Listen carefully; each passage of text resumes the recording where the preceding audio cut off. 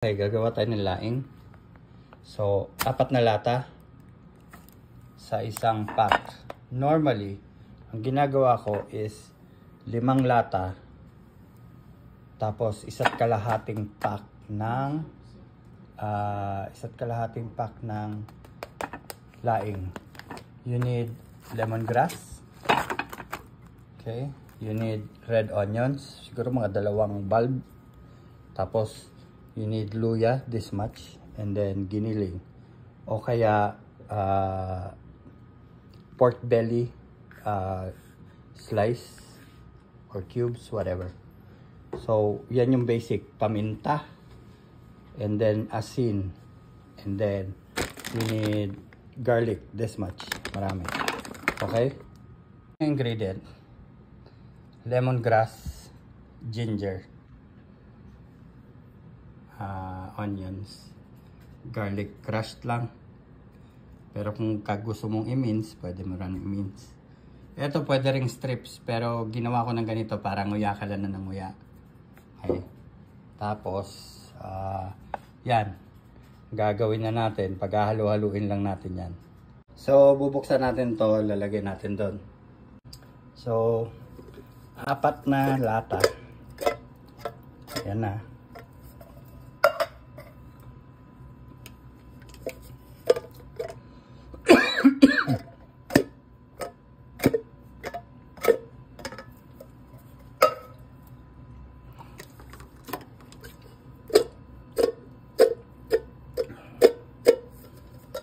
So we fire it up, medium heat, pero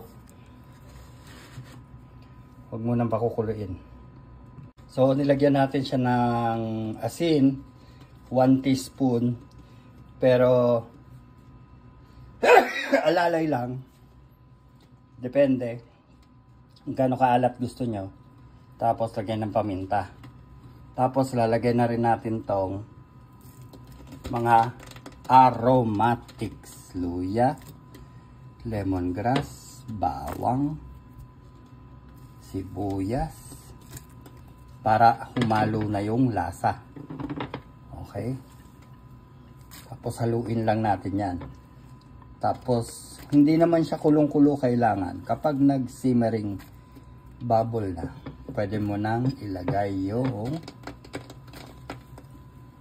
giniling. Tapos pagkatapos mong ilagay yung giniling, lagay mo yung dahon, yung gabi.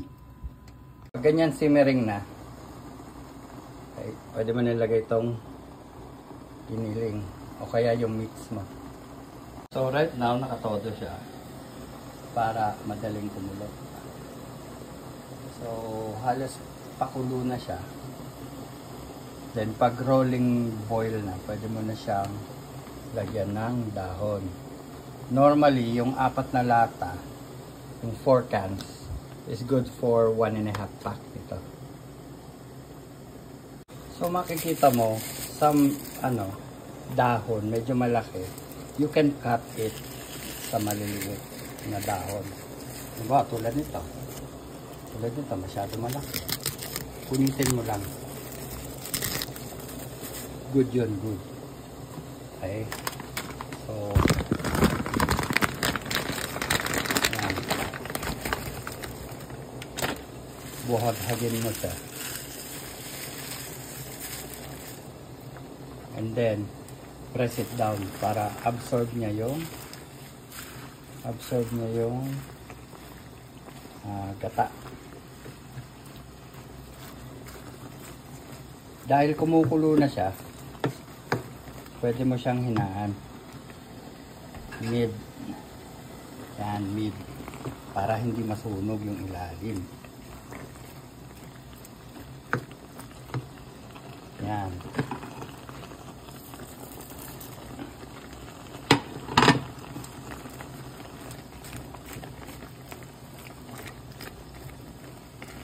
Yan, kailangan submerge lahat siya.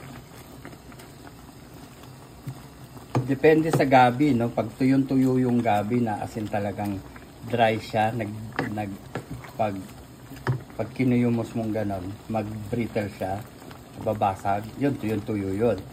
Yun, masarap yun. Pero, kailangan may backup kang isang lata na pansegunda. Kasi hihigop ng maraming gata.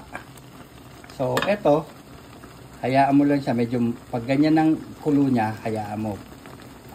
Babaan mo pa ng apoy. Kasi masusunog yung ilalim. So, binabaan ko lang siya ng apoy sa medium heat. Tatakpan ko siya, pero ano lang, yung half lang, ganyan lang, yung parang maka-escape lang yung moisture. Okay? Medyo malakas pa yan. Yan. Hihinaan natin. Okay? So, ganyan lang siya. Medyo hinaan ko pa ng konti. Tapos, tatakpan ko siya ng ganyan. Okay?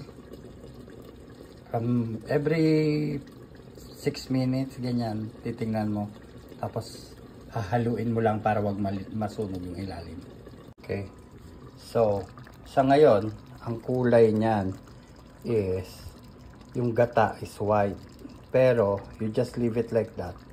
Later on, magiging green yan. Hahayaan mo lang yan. Hindi mo kailangan bantayan ng bantayan. But then, tatayo ka lang, pupuntahan mo lang siya para haluin yung ilalim para hindi masunog. So, siguro mga 30 minutes na. Tapos, ayan na. Yung dating kulay puti na nagata, nagiging green na. Ayan na. So, haluin lang natin. Hanggang sa mga, yan, sisimmer lang muna, sisimmer yan. Matatagalin mo lang, magiging ano na yan, magiging green na yan. Yan na yun. Mga 20 minutes pa, papatayin ko na to. Every time na na